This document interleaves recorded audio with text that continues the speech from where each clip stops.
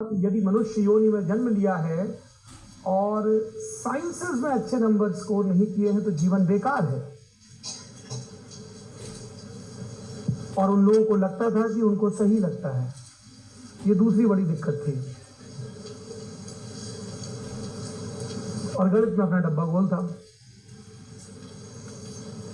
पर कुछ चीजें थी जिनमें भरपूर मौज आती थी, भयानक। इतनी की घड़ी देखने का मन ही नहीं करता था। तुम लोगों को अपनी वही मौज खोजनी है, मैं अपनी बता देता हूं, शायद किसी को रास्ता मिल जाए। हमको कॉमिक्स पढ़ने में बड़ा मजा आता था।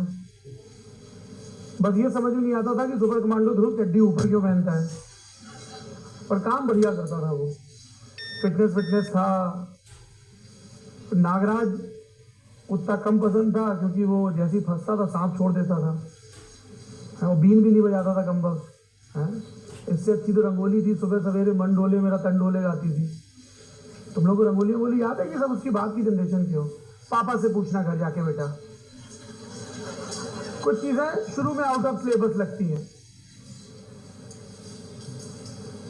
फिर और बड़े हुए तो कहानी पढ़ने में बड़ा लुत्फ आता था। तो जैसे ही अगली कक्षा की किताबें आती थी तो हम उसमें से हिंदी और अंग्रेजी इसी क्रम में उठाते थे और सब कहानियां पढ़ लेते थे। और हमको लगता था कि सिलेबस तो स्वाहा हो गया, क्या ही जरूरत है मैथ साइंस पढ़ने की।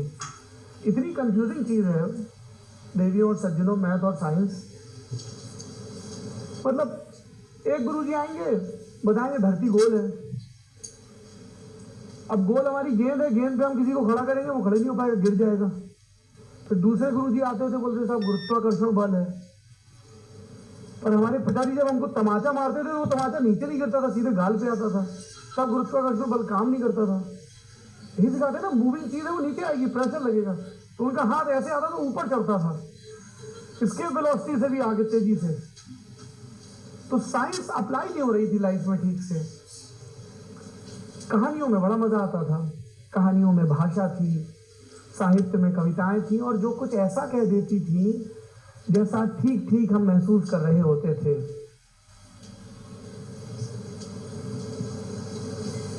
You really don't want that spotlight right now.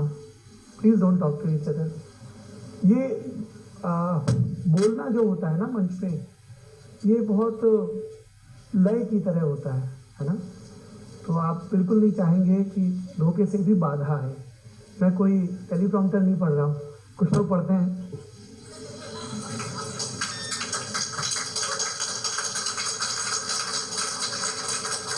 I'm very impressed.